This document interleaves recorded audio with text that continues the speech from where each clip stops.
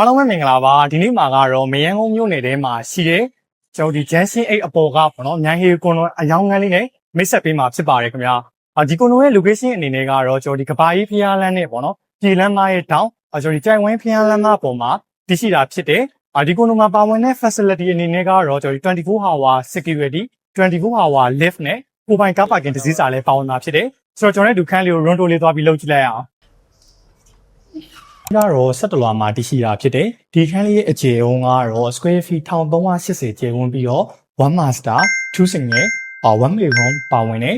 3+1 အခန်းလေးဖြစ်တယ်ဒါလေးကတော့ living room area လေးဖြစ်တယ်ပေါ့နော်ဒီ living room လေးကလည်းကျွန်တော်ဒီအလွှာမြင့်မှာရှိတာဖြစ်တဲ့အတွက်ကျွန်တော်ဒီ natural light ကောင်းပြီးတော့ view လေးလည်းအရန်လာတယ်ဗျကျွန်တော်ဒီ day time မှာတောင်မှပဲကျွန်တော်ဒီသတင်းပေါက်တွေဖွင့်ထားမယ်ဆိုရင်ကျွန်တော်ဒီနီးမလို့ပေါ့နော်လေဝင်လေးထွက်လဲအရန်ကောင်းတာကိုတော့တွေ့ရမယ်ဒီဘက်မှာဆိုရင်လည်းကျွန်တော်ဒီတခြားလေးပေါ့နော်ကြဲကြဲဝန်းလေးဖျားစင်တွေပါညာထားဖို့တခြားလေး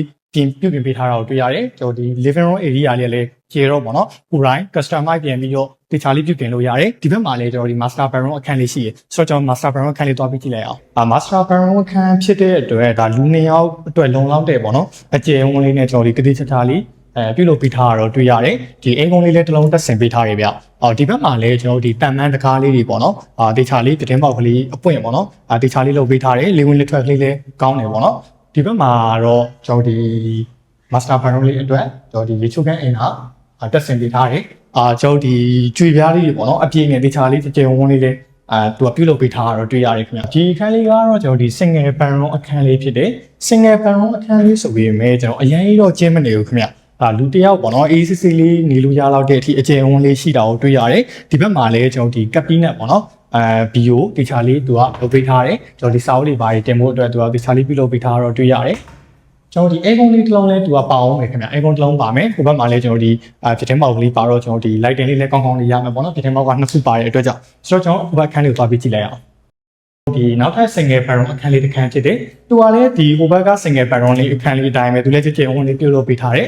ဒီဘက်မှာလည်းကျွန်တော်ဒီ cabinet ကလေးပေါ့နော်သူလည်းတခြားလေးတက်ဆင်ပေးထားတော့တွေ့ရတယ်ဒီဘက်မှာလည်းပြတင်းပေါက်ကလေးပါမယ်ဒီမှာကျွန်တော်ဒီ aircon တစ်လုံးသူလည်းတက်ဆင်ပေးထားရပေါ့နော်အခန်းတိုင်းမှာတော့ကျွန်တော် aircon တစ်လုံးစီကျွန်တော်တက်ဆင်ပေးထားတော့တွေ့ရတယ်ခင်ဗျာက main room အခန်းလေးကိုတွားပြီးတစ်ချက်ကြည့်လိုက်အောင်ဒါလေးကတော့ဆွမ်းနာပြောရဲပေါ့နော်ဒါ flat 1ပေါ့နော်ဒီ main room အခန်းလေးဖြစ်တယ်သူကဒီ main room အနေနဲ့ပေါ့ပဲ33ဒါလူတယောက်နေမယ်ဆိုရင်လည်းဒါ ACC နေလို့ရတယ်ဒါလူမနေခြင်းမှုဒီပစ္စည်းတွေပါညာထားဖို့ပေါ့နော် store room အနေနဲ့သုံးမယ်ဆိုရင်လည်းဒီခန်းလေးကတော့သုံးလို့ရတဲ့အနေအထားမှာတော့ရှိတယ်ခင်ဗျဆိုတော့ကျွန်တော်ဟိုဘက်က runner လေးကိုတွားပြီးကြည့်လိုက်အောင